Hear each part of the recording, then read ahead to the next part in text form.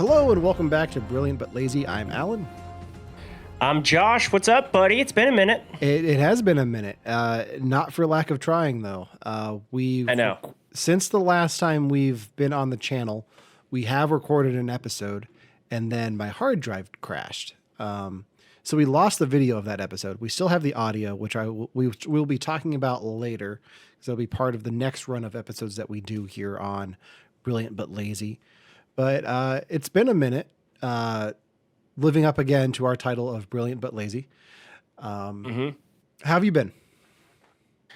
Good. Been busy. Work's been busy. I saw you in Virginia for the horrific film festival. That was. I was about to say that was hilarious. That was awesome. It was a good time. It was a great time. Looking forward to next year.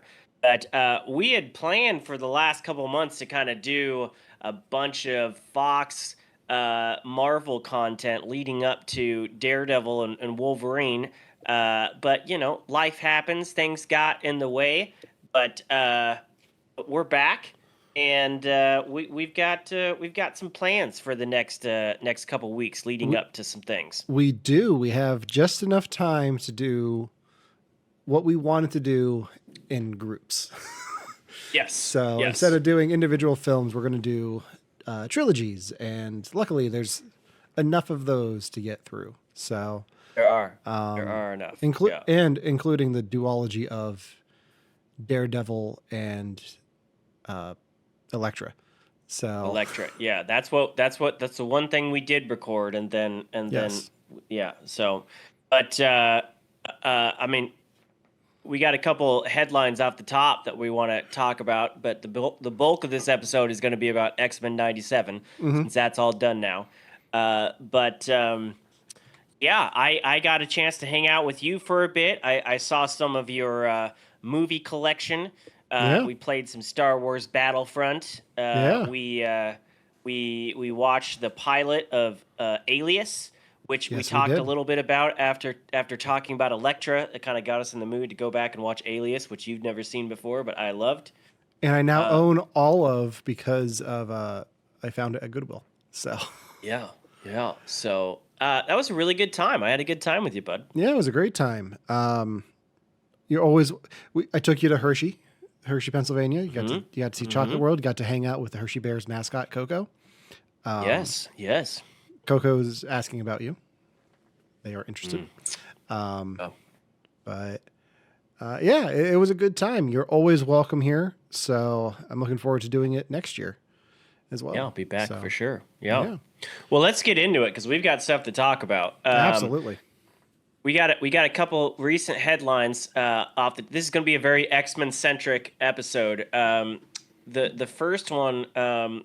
I've got an article from comicbook.com pulled up, but basically the long and short of it is that the CEO of AMC tweeted the other day, and then I think Fandango confirmed this, but his tweet was, this is from CEO Adam, said many big movies may open or will open in May, June, and July, including Deadpool and Wolverine, starring Ryan Reynolds and Hugh Jackman, opens July 25th.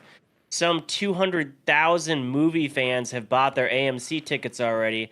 This is more day one ticket sales at AMC than any other R-rated movie ever. That's pretty big. Apparently, it pulled in $9 million in pre-sale tickets in one day. That's pretty awesome. That is really awesome. Have you gotten your ticket yet? Yes, I have. I've got it for Thursday night, July 25th, I believe is what it is. So I have got my tickets. I can't wait. It's going to be fun. I'm going to see it at the Alamo. Nice. Only because the other screen in town that I love haven't posted their tickets yet for some reason.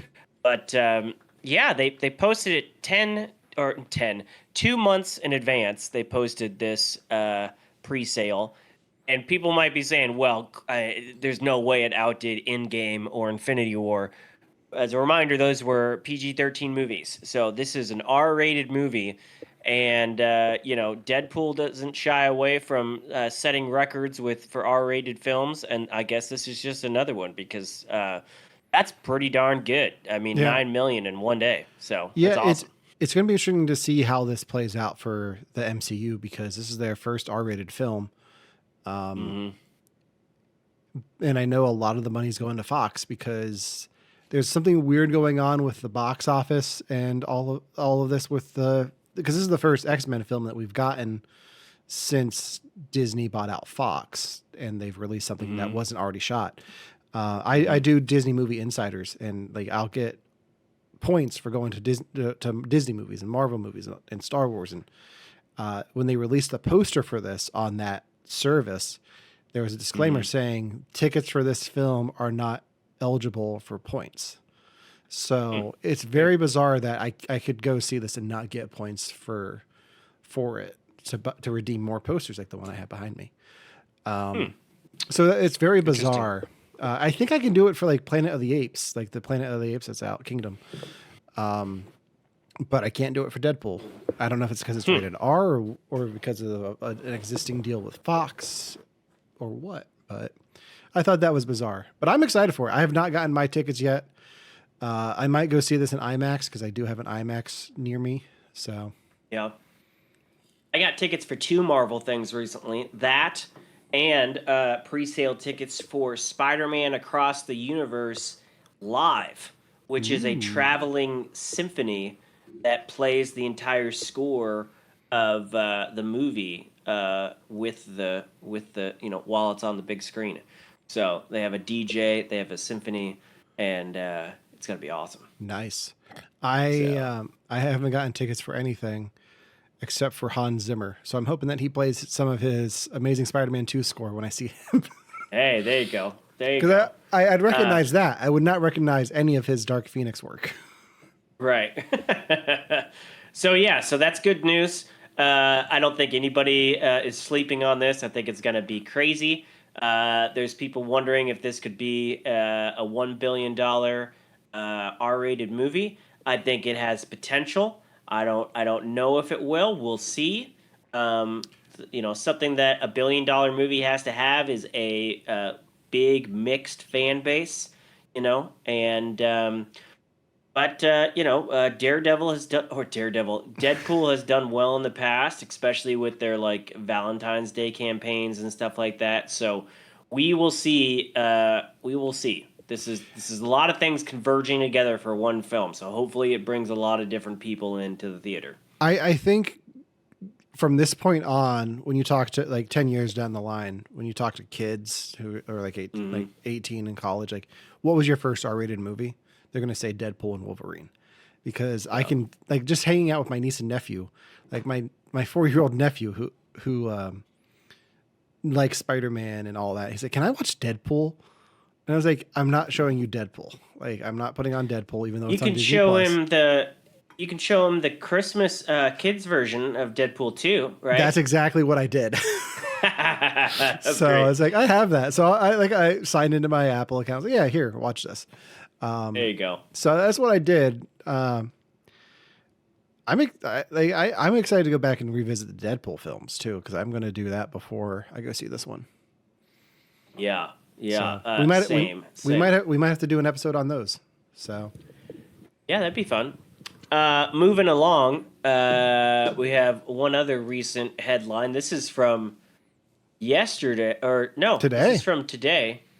It's weird. It says May 23rd, and that's tomorrow. That this Variety article came out. Oh, it's from Variety Australia. That's why it says May uh, 23rd. You're throwing me off, time zones. But you sent me this, and I freaked out. What is this news? so they've announced that the Vision series that has been long rumored to be on Disney Plus has been confirmed and has its showrunner and Terry Matalas, who is known for season 3 of Star Trek Picard, among other Yes. things. He also did Yes. 12 Monkeys, I believe, on Sci-Fi. Mm-hmm. Mm-hmm.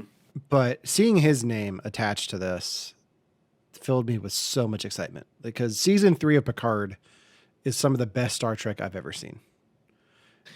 Yes, and the reason why it's the best Star Trek is because he knew the material, and he, more importantly, knew what the fans wanted. I whether or not you're a Trekkie or not, this might go over your head, or you might not care at all, or whatever. But Star Trek Picard, when it was announced years ago, people flipped out. They were like, "Yes, bring back the bald captain from Star Trek TNG, and let's do this." And then it just burned people the wrong way. Like it was terrible. It was just not good. It had all the elements of what could be a great show, but it just continued to just go in the wrong directions, to the point where people were screaming at Paramount, like, why are you letting this creative team continue to come back and just make shit? And then someone somehow said, well, let's bring this guy on, whose background is working with,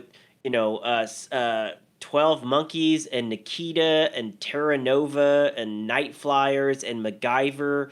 So he's got a lot of experience, but I wouldn't call any of those like mega hits. He came on and took over a third season of a show, and it was the best season, and it's really the only season that people care about. It's amazing. It is amazing from start to finish. And it just had a lot of love and a lot of appreciation for the fan base and for the material, and it was just done right. So I feel like there is potential for this to be an amazing show.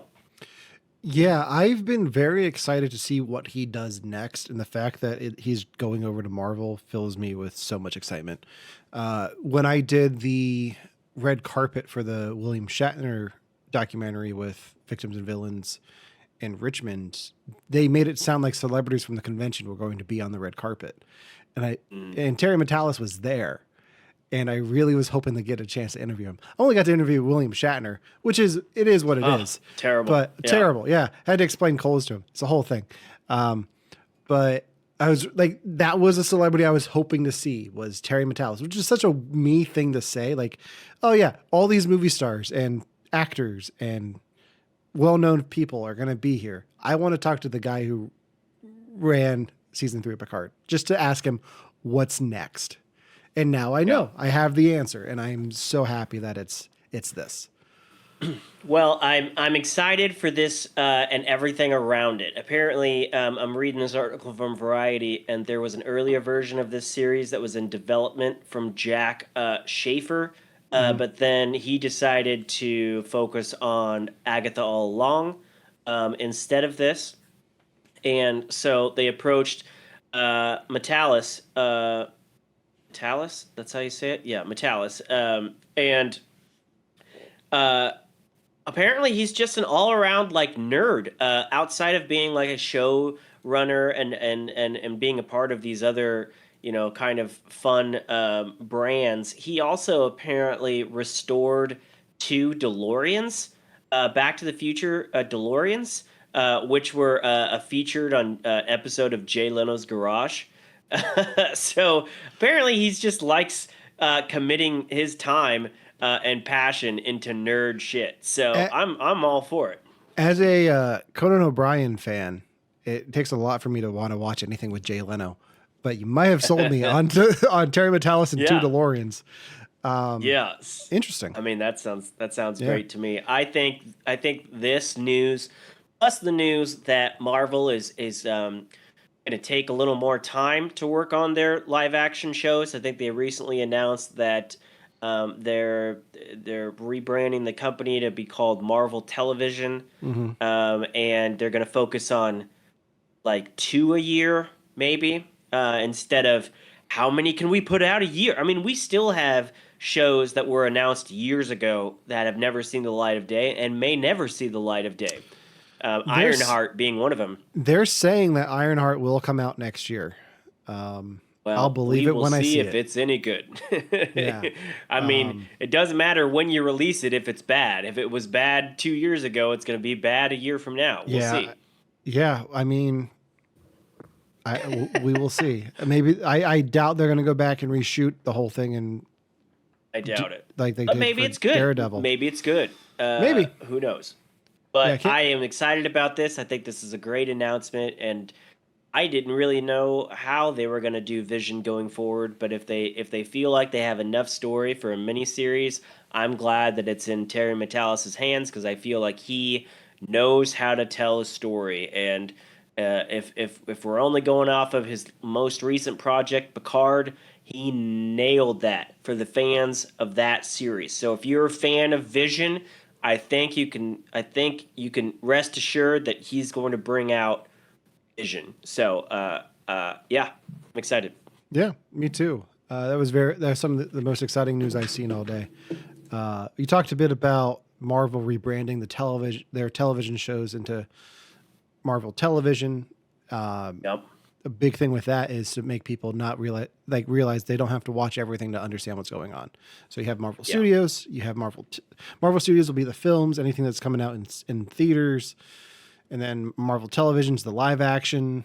shows on Disney Plus, and then you have Marvel Animation, which their latest project is what we're here to talk about today.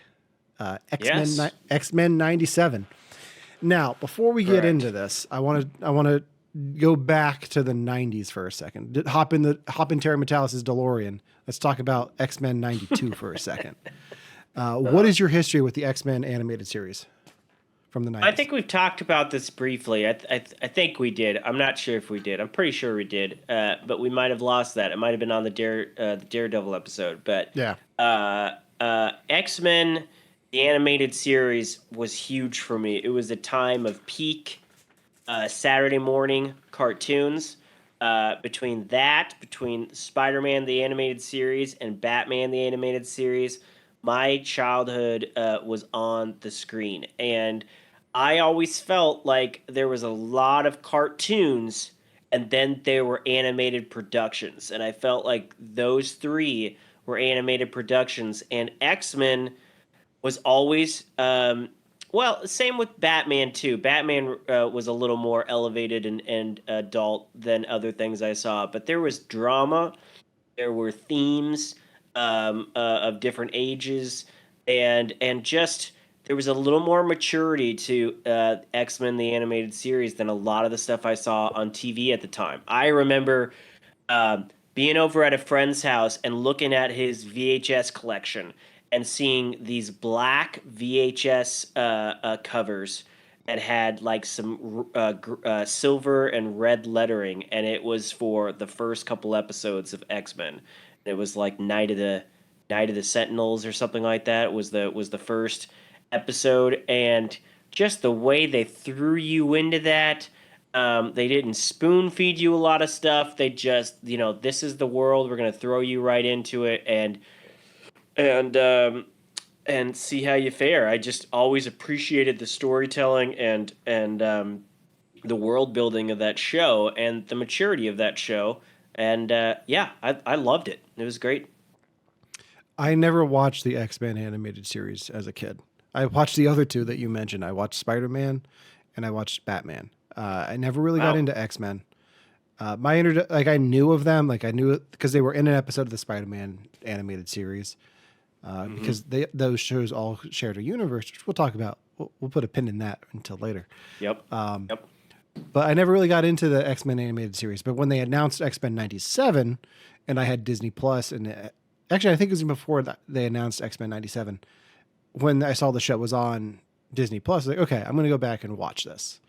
Hmm. So I went back and I thought I watched the whole thing, but I think something went weird with my Disney Plus, and I stopped like 3 seasons from the end because I never saw the finale. I was like, okay, Mm. X Men '97 is coming out. I gotta finish this show, and I made it most of the way through. It's like, okay, I'm just gonna jump to the finale so I can start watching X Men '97.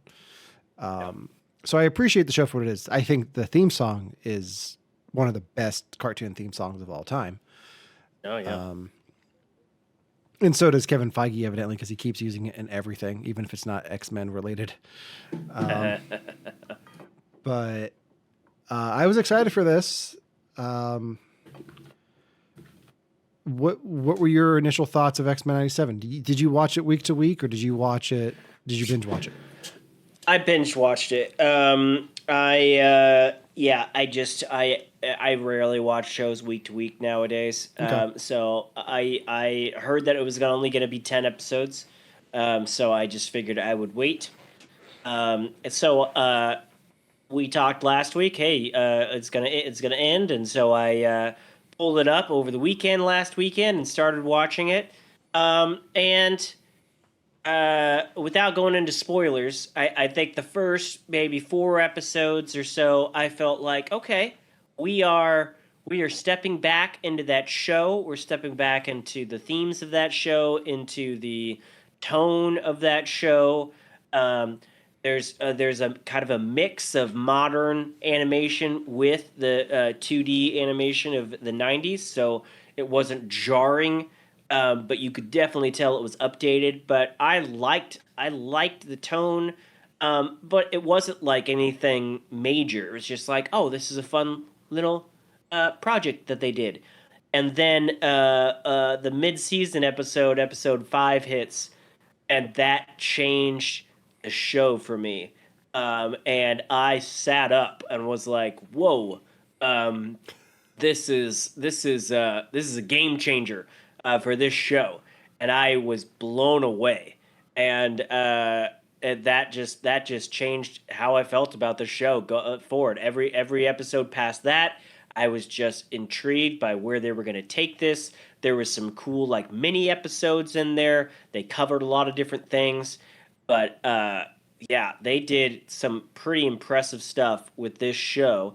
They had some nice cameos. They had some little nods to other current Marvel animated projects, and I just loved it. I really appreciated everything they did with this show.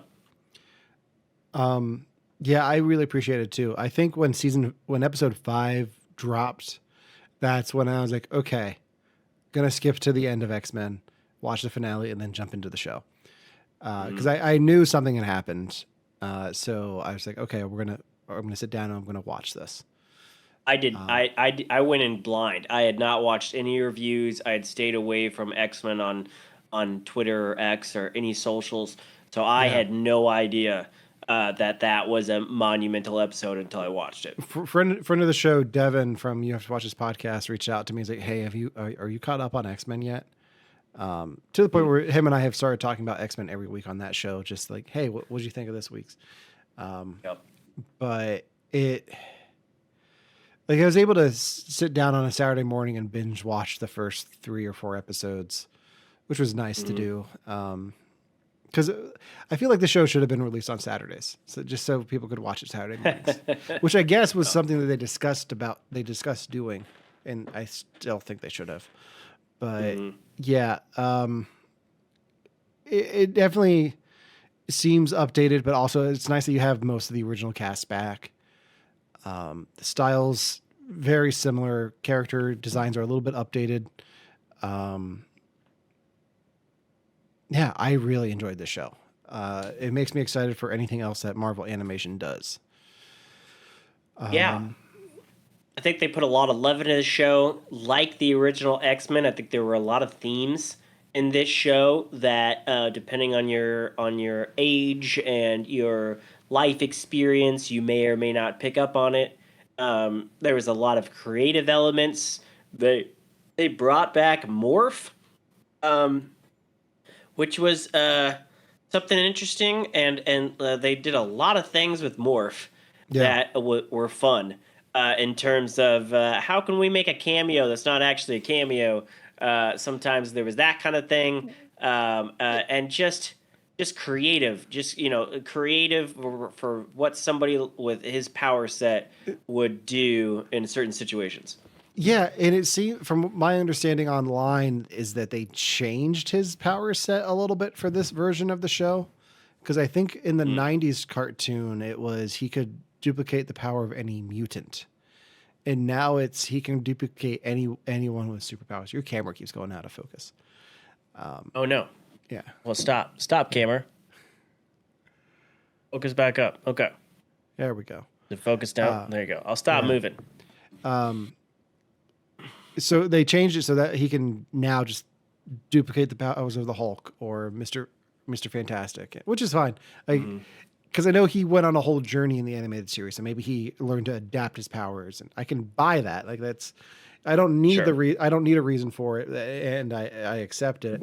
That's one of the things I read online about this, and then the other thing that I read online is people complaining that Wolverine didn't have much to do in this show, and the favorite response to that is he was the lead in X-Men, X2, X3, X-Men Origins. Like he was the lead in all of the X-Men films. I think Wolverine fans have had enough. He can sit on the side for a season of this show.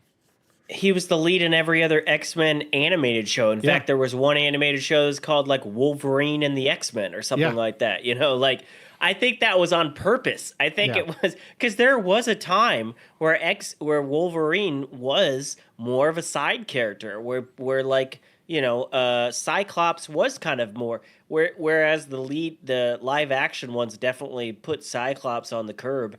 Mhm. Wolverine used to be this kind of short Canadian guy with the weird facial hair on the sidelines. I mean, things change over time, and it is interesting how he definitely got pushed towards the front. But it's not like they just like didn't have him; they just didn't focus on him, which is fine. I thought Yeah. I thought the one of the best things about this season was the balance of storytelling. How we got a little Jubilee action, we got a little Scott action, we got a little Jean action, we got a little Storm action. Everybody got some time, and I appreciated the balance, especially when you have a cast list this big. I think they did an excellent amount of balance between the show without going too hard on any one character, but showcasing what they needed to showcase and covering as much as they covered in 10 episodes. Yeah. And what and they did a great job of balancing not only the characters but their relationships. Like see, Yes. like I had no idea that Rogue and Magneto were a thing in the comics. Uh, Mm. I didn't know that. And then seeing that on the show and seeing how Gambit reacts to that and seeing that in person and like the whole dynamic there with him and Rogue. Yeah. It, We're getting into specifics yeah, now. yeah. So should we do a spoiler thing? I don't think we necessarily need to go like episode by No, I don't episode, but think we do. we can talk about some of our highlights of the show and big moments of the show and stuff like that. But I would like to talk a little bit of spoilers. Yeah. Uh, I think we can get into spoilers. Want to do the rating first? Yeah, I'm gonna rank this brilliant, Brilliant. brilliant. Yeah, I would say brilliant, for sure. I was trying to think of a fun thing to do, but no, it's just brilliant. It's not. It's just so good. But like I said, it wasn't like I was bored with the first four episodes. I was just like, okay, this is good. This is a good relapse into this fun show from the '90s. But then it is elevated Yeah. beyond that, and I was blown away. So it went from this is good to this is great. Even those first So four episodes, like they're diving into storylines that I didn't think you'd ever see on the animated show, like Madeline Pryor and Cable and yeah, Storm losing yeah, her power, Magneto leading the X-Men. Like that was how they sold the show yeah, to begin with. Like that was the thing they announced when they announced the show is like Magneto is the leader of the X-Men in this. yeah, Um, and then you yeah. get to So you get let's and get it, into spoilers. yeah. But yeah, I really enjoy all the story arcs that they were able to cover in these 10 Mhm. episodes. Like they did a lot of groundwork and it paid off on every account for me, I think. Yeah, they covered a lot. They covered a lot. So they kind of started with the aftermath of I was about to say Picard's death, but it's Xavier. Professor X's Xavier's death and where the world is now, where the X-Men are now. And I appreciated that. Hmm. Scott was feeling obligated to, to lead the X-Men, his X-Men, and honor the legacy of his, fallen mentor. And I loved that first episode because you had a mix of awesome action with them falling from the sky and using their powers to get down, and how Scott was just like, I got this. That was freaking cool. I Yeah, loved it, and then I also loved how he used his beams to like move around the bad guys and stuff like that. There's a lot of cool stuff with him in that first episode. they definitely did some cool stuff that you never get to see with Cyclops in this. Because Yeah, I feel like Cyclops has gotten kind of a bum rap because yeah, he's Cyclops. Um, yeah. but they definitely try to redeem him here a little bit. Um, Oh, I think he has crazy amount of awesome moments in this series. yeah, Whether it's dramatic between him and Jean, and then some of the other revelations around that relationship going forward, where Jean, in the first episode, uh, him and Jean have a conversation about maybe moving on from the X-Men because they got a kid on the way, and is this really something we need to do for the rest of our lives? And she feels like maybe they should step out, and he feels like no. If anything, we need to be all in now because Xavier's not here. And I do like seeing him in the leader role, even if it's him saying fun, dumb things like bring in or tell him, give him the forecast to Storm. That was a great yeah. moment in the desert. That was awesome. There were a lot of great one-liners, and I'm blanking on a lot of. I know Wolverine had one at one point. It's like, yeah, nice. Yeah. Um, yeah, There's a lot of good team ups in that first episode. Wolverine and Gambit taking out, decapitating that Sentinel. The Sentinels were kind of creepy. They were like zombie Sentinels almost. yeah. Trask kind of set up an ambush that didn't work out. Um, but yeah, I think that first episode was just great. It was a um, good way to bring in a new character, kind of like they brought in Jubilee in the beginning. Now she's kind of mentoring the new kid, and Sunspot. Yeah, yeah, and so I like that dynamic. I liked seeing them all back in action, and then I believe that first episode ended with Magneto coming back into the dynamic yeah, as written in by Xavier's will, which yep, was a cool story element. yeah. Magneto in this. Um, they give him a. They make him a very. Like they do a good job of making him not the villain for the first few episodes. Like they do a good job of making you be on his side, and making you want him to be able to lead the X-Men. And I think this is the most sympathetic I've ever been towards Magneto in anything. Um, Yeah, because this is the most complicated we've had him, which is great. yeah. I was very surprised by his relationship with Rogue in this. Like I Mhm. said before, that's just not something I knew from the comics, but I bought it. Like it worked for me, and I think it did. I think the Rogue Gambit relationship is one that was never really explored in the films because Gambit's only been in one film so far, and Mhm. uh, it was nice to see that relationship play out the way, like, be addressed the way it is in this show. Because when you Yeah. get to I don't think episode 5 would work if you didn't explore those two characters as much as you did in the first 4 episodes. But also, if you didn't have the ability to tell more adult storylines, because I remember growing up thinking these two kids were the coolest kids on the block. They had the coolest accents. They were, they were both kind of outcasts. They fit well together. They flirted with each other. They had that southern draw, and he had that New Orleans kind of slang twang to his voice. They fit well together. But as a kid, I never thought, man, it'd be terrible to never be able to touch the person you're in love with. And Mhm. eventually that's gonna at least affect one of them. and it is heartbreaking that how they go about this in this show, because you can tell that Gambit, who's got all the swagger that you could ever need. he's Yeah. like he's a it's just he's a chick magnet or whatever you want to call him, but he is set in his ways that he is in love with Rogue, even though he can never touch her. And he Yeah. is perfectly fine loving her and adoring her that way.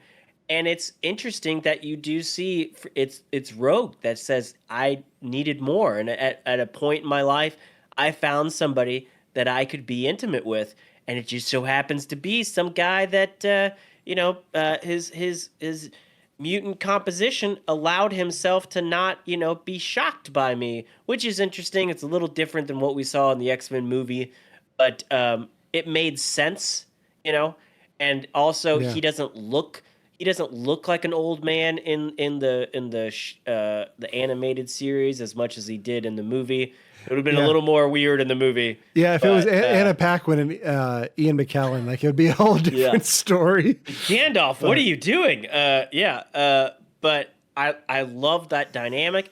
I loved how some people knew and some people didn't, and then how she told him about it, and then how a situation was presented that she could be his queen, and she had to decide if that was going to be more than just a role and name for her. Like she kind of yeah. missed that time.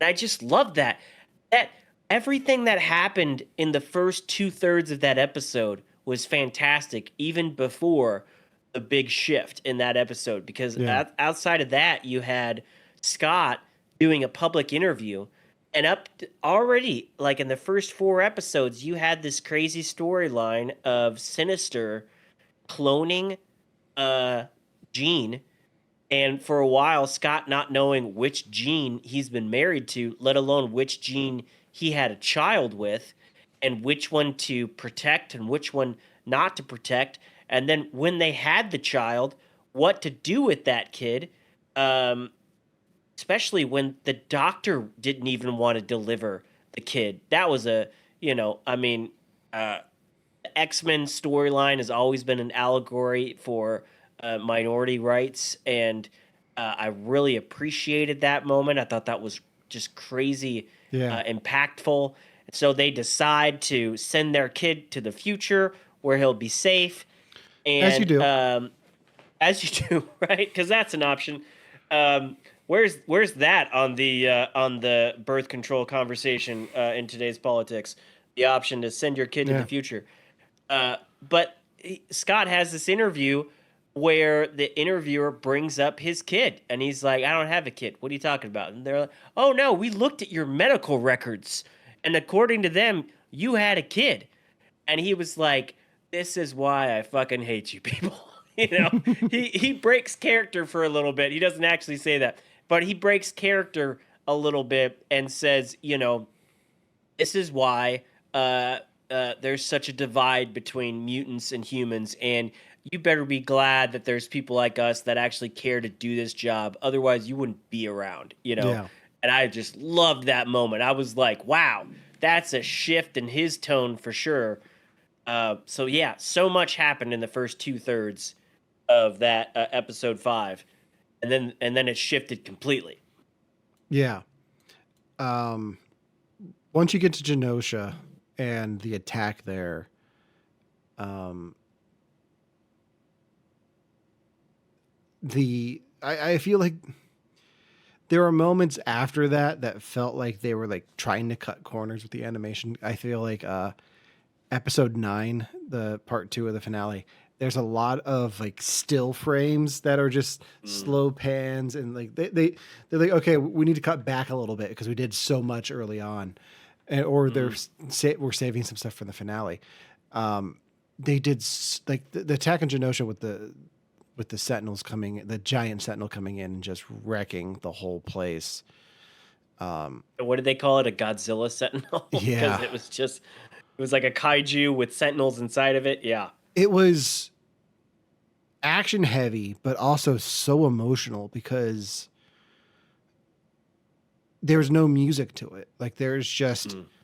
the drama of everything happening from Cable's time slipping back to talk to his mother, and then everything with Gambit and Magneto and Rogue happening, and Jean and Rogue getting hit with like mental snipe shots, like warnings or something, yeah, and yeah, there's a lot of, and then I didn't see it, but the Watcher the was there. Watcher. Did you notice that on first viewing? Because I I didn't. I had that I feel spoiled for ashamed. me, but when I watched it, I didn't know where it was in the episode. But and I wasn't even keeping an eye out for it. But when he Yeah. came up, I was like, oh, there he is. That's Well, he doesn't show up for parties. no, uh, no, yeah. There's a lot of lead up to that moment, and it's just, yeah, yeah, um, it's still shocking. And then once it happened, it kept going. Like I feel like had this aired on TV in the '90s. First of all the blood and the death wouldn't have been there. no, This is not an R-rated show. You're not seeing nudity. You're not seeing an F-bomb dropped. It's not Star Trek Discovery, but there is a lot of maturity in this show, and there is blood, and there is death, and there is violence that would not have been allowed to have shown on the Fox Kids network or wherever no, you watched X-Men in the '90s. And so I appreciated that element, but then just the chaos and the despair, and it kept going because at first they just couldn't figure out what to do. They were being overwhelmed left and right, and I think Magneto was just like, save as many as you can, so you never look back on this day and think you could have done more. And I loved that. That was awesome. yeah. It was, and it's rated TV 14. So, um, yeah, I think they did a great job because like this isn't even something that you can't show kids. Like I think there's some things here that are too heavy for kids, but then you have like the Montendo episode, which is just kind of a silly, Yeah. fun, we're sucked into a video game thing. Also, Um, it's kids in 2024. yeah, You watch anything on Cartoon Network, and you would be shocked what's on there yeah, now compared to what was on there, 30 years ago. So yeah, yeah. um, But they had and Nightcrawler came was in episode 5, which was great, and more later. But I loved the use of him in this show, and in that episode, uh, you just had people dying left and right, and you had the previous stuff between Rogan and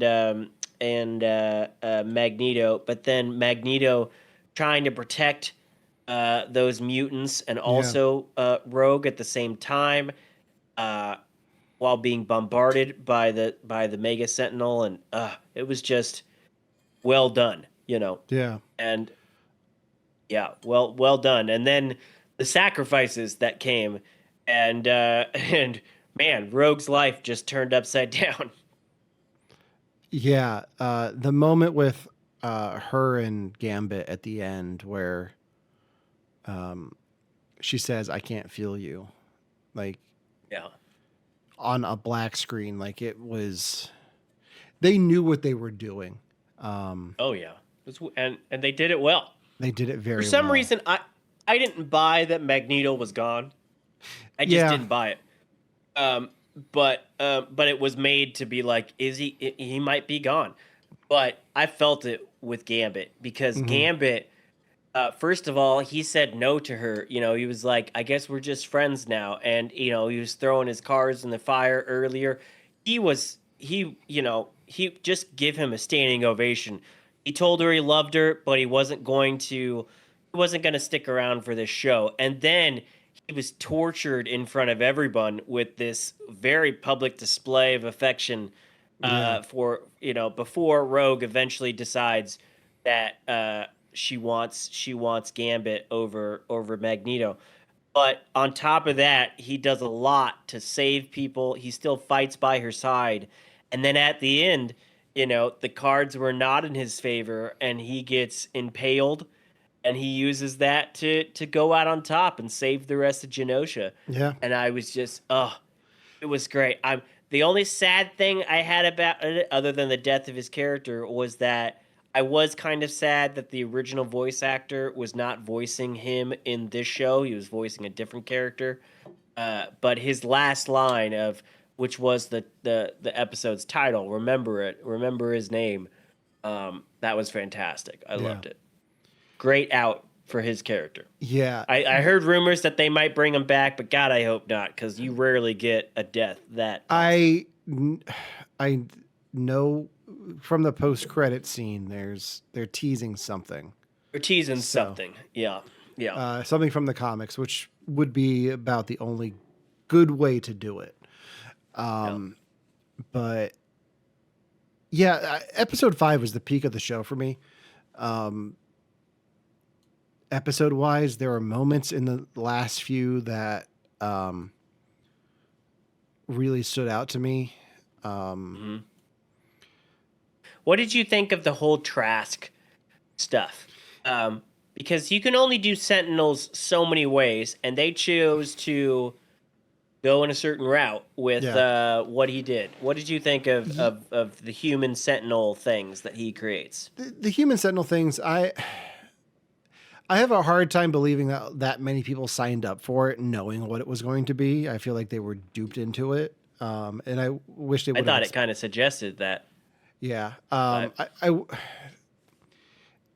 That wasn't the most interesting part of the show for me. Like, I like the idea of Bastion being behind the scenes and you not knowing about him until the end of episode 7. Like, it's not Mr. Sinister. It's not Task. It's this other guy that we haven't seen yet. Yeah, I like the bigger bad. Yeah, for sure. But just, I got to keep an eye on the time because I have something. I have to be somewhere at 10. Okay. But just the scale of everything that they do in this, because you have this X-Men show, and since it's on Disney Plus, they could have just kept it X-Men. They could have just said, these are the adventures of the X-Men continuing from that TV show that you love from the 90s and leave it at that. Like, these are the X-Men. But in episode 7, Captain America shows up. So you're like, okay, this is like, they're going to address the bigger other heroes in this world. And even some of the villains. Like, I was surprised at how many cameos we got towards the end of this show because they just threw everyone in here.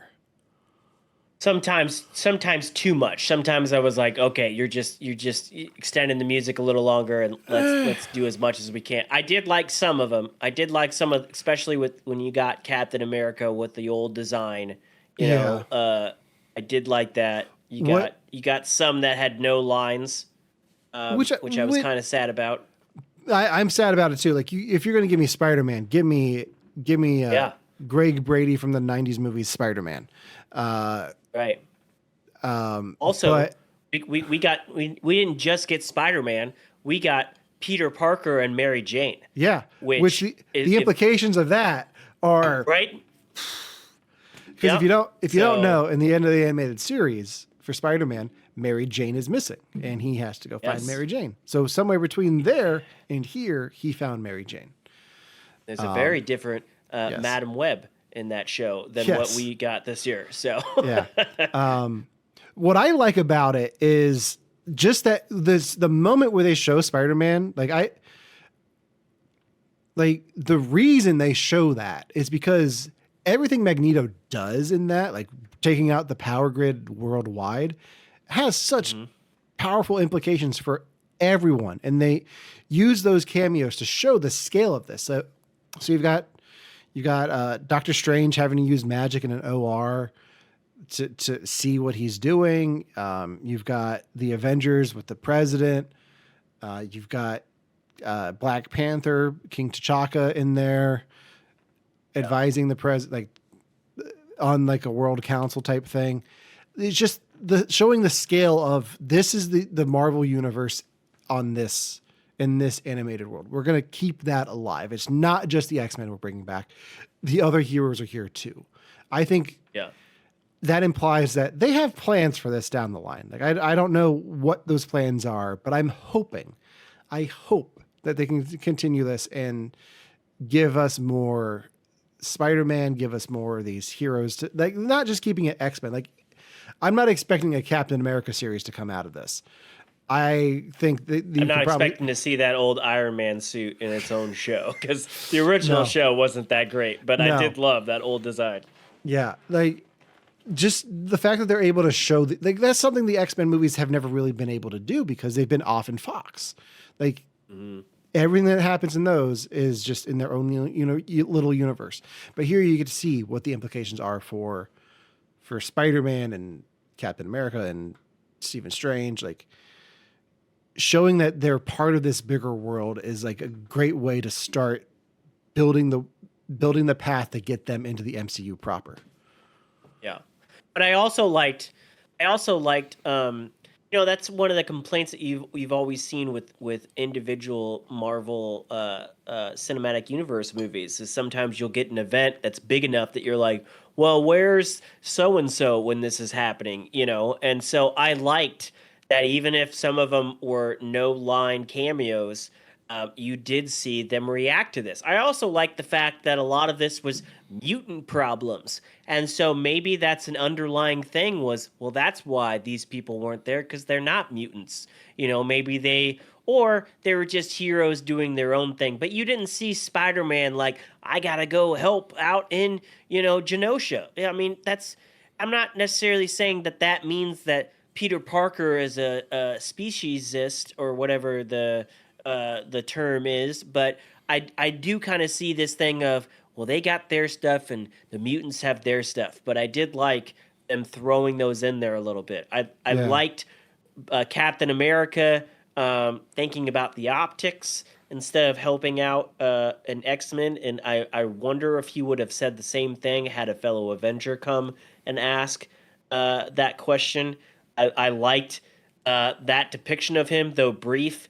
Rogue was just she was a gal on a mission, all the way up to the point of assassinating Trask, not knowing that he was already a Sentinel. But when she let him go off that roof, and everybody was like, "What did you do?" and Wolverine was like, "What we all wanted to do." Yeah. I love that moment. That I was thought that was the great. moment. That was the line. That was the yep, that's Wolverine. Yeah, that was great. Um That was great. The only thing I didn't really, and I'll keep it brief. The only thing I wasn't like blown away by, or like, it's interesting, but it wasn't my favorite part of the series was the space stuff. I know it wasn't the first time they covered all that. It was a way to bring Xavier back. I've read all about those folks in the comics, and it is interesting, and it is part of the lore. And there's big, massive comic arcs that are done really well. I was just like, oh, we're throwing this also into the mix. And I just thought that was the least interesting part of the show. Um, Sometimes they go off on these little mini stories, and you're like, get back to the main story. And yeah. I didn't mind that as much. Like I loved uh, Storm's walk in the wilderness stuff and her battle with her inner demons. Her 2 episodes were great, even though they were both like half of an episode. Yeah. But yeah, the space stuff was just not my favorite part of the show. Yeah, the space stuff didn't really work for me either. I think the most interesting Xavier stuff that they do in the show is the stuff with him and Magneto. Yeah, yeah. Because that's like those two work so well together, and it was interesting to see Magneto without Xavier and what that looks like. Because he kind of does step into what Xavier was trying for up until Genosha. I almost panicked and thought I was going to say the country from Age of Ultron, Sokovia. Yeah. But and I think they did some really good stuff with the two of them in the finale. But Magneto was just done so well in this show. I felt that this was the most complicated version of him. I felt that he was reasonable. I felt like, especially when he was on trial and the building got attacked, and I thought he was going to go ape shit, and I thought he was going to kill the panel. Instead, Hmm. he took them up high enough to look down on the world. And the speech he gives them, I was like, "This is great." Yeah. I really thought that this was the least just bland villainous of him that we've ever got. I thought he was complicated. I thought he was reasonable. I could see all area, when he's speaking in German, not to be afraid. I just loved it. I thought, there were more sinister villains in this show than him. I didn't view him as a villain. Yeah. And I thought that's good writing right there. That's good Yeah. writing. Um, So let's talk a little bit about where they end the show. mhm. Because they're setting up, they set it up with all the X-Men scattered across time. Most of them dealing with apocalypse in ancient Egypt, and then Jean and Scott in the future. Yeah, there was a big event at the end where it looks like they're dead, and instead they just get catapulted. And yeah, Scott and Jean get sent to the future where they see a preteen version of their son. Yeah. And this is main Jean because duplicate Jean got killed in Genosha. Yes. And then everybody else gets sent back to what is his name, to Egypt, and we get a hot version of Apocalypse. Not Hot Ivan. version. Not the Ivan Ooze version. No. No, we get long locks and muscles and Yeah. yeah. We get sexy Apocalypse. Yeah. No, and then no, we got no offense to Oscar Isaac. yeah. But that costume, man.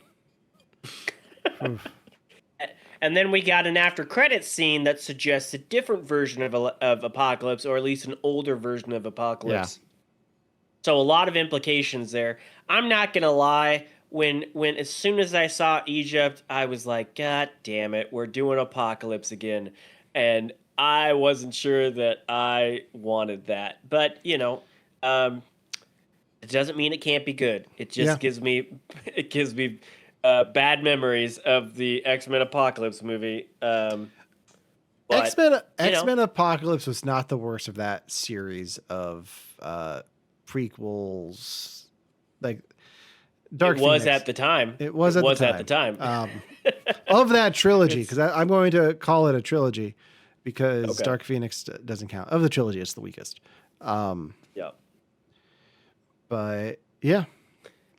I think I'll be interested to see what they do with that, because I just hope it's not a season long arc, because the other thing I liked, we didn't just get other Marvel cameos, we got other X-Men cameos. There were or not X-Men, but other X-Men related cameos. We saw a lot of, sometimes they had a line, sometimes they were just elsewhere in the world, and I was like, yes, I want to bring in more of these people. They don't have to have a full season arc, but bring them in. And so if we spend a whole season in different timelines, we're not going to get very many staple people to pull from. And I feel like this season has shown us that they can wrap up those stories in a very fitting way and move on to a different storyline. So, yeah, that's about all I've got for this. I'm excited for season 2, which will probably come in the next year or so. Yeah. And then season 3 is already announced too. I'm cautiously excited. I think the animation was great. I think the action was great. God, Nightcrawler with 3 swords was great. That was just... Yeah. That was awesome. Just the way he's like, I got 6 blades. And he's like, no, 9. That's awesome. I'm a little concerned that the showrunner is not going to be part of the second season. Yeah, until I know more about what happened there, I don't want to. I'm not going to even. I don't think we ever will. I don't think we ever will. I've heard rumors. Who knows if those are true? All I know is he recently tweeted that he did have he did have writings for season 2. He did have story arcs. He did have notes. And he did say that he wrote a good amount of season 2, but obviously he does not know if they will use that, and he will not be involved in any other aspect, where he was Yeah. heavily involved in all aspects of this season. Yeah. And just like we talked about with Terry Metalis and Picard, a showrunner can change the show drastically. And so, you know, who knows? Certainly wouldn't be the first time that Disney, Marvel has let somebody go and brought them back. Maybe they'll bring him back. Who knows? Well, let's just hope if they do a season 2, they will get somebody as dedicated as he is and not screw the pooch on this. Yeah. That doesn't... I did see one other follow-up article. 1 second. I saw one other thing. This published yesterday on Games Radar, and the headline is X-Men 97 is so popular that Marvel is ramping up development on its X-Men movie with Hunger Games screenwriter. Yep. So apparently they are focusing on the future. I don't know that Hunger Games Ballad of Songbirds and Snakes was so inspiring that we need to give that person a go, but it doesn't necessarily mean it's going to be bad either. Yeah. It could be worse. It could be the people behind Madam Web. That's true. That's true. I think that does it for our review of X-Men 97. Next Excited time, to see what's coming up. Stay tuned to the feed here for our Daredevil episode, which will be dropping here soon. That'll be the next one that we drops. covered Daredevil, Ben Affleck, the unrated cut, and we also covered Elektra in one episode. That was fun. And stay tuned after that. We will be covering the X-Men trilogy, X-Men, X2, X-Men United, and X-Men The Last Stand. All in one episode talking about those 3 films. So stay tuned for that here on Victims and Villains. Yeah, it's going to be fun. Yeah. And I think also we're going to pick one of the Conquer virtual cardio challenges. Yeah. If you're on Facebook, you might have, and you're somewhat of a nerd, this might have popped in your algorithm at some point, but they do these fun multiple mile challenges, and you get a cool medallion. And they got Star Wars, and they got Lord of the Rings, and they got some other stuff. So we're going to pick something. We might go with the pod race one since the recent anniversary of Phantom Menace, but we will see. Yeah. And then that's what we're going to be doing this summer. So it's going to be exciting. Yeah, it's going to be a very exciting summer. Very exciting because X-Men. But until next time, for Brilliant But Lazy, I'm Alan. I'm Josh. And in the words of Dr. Hank McCoy, wishing you good mental health.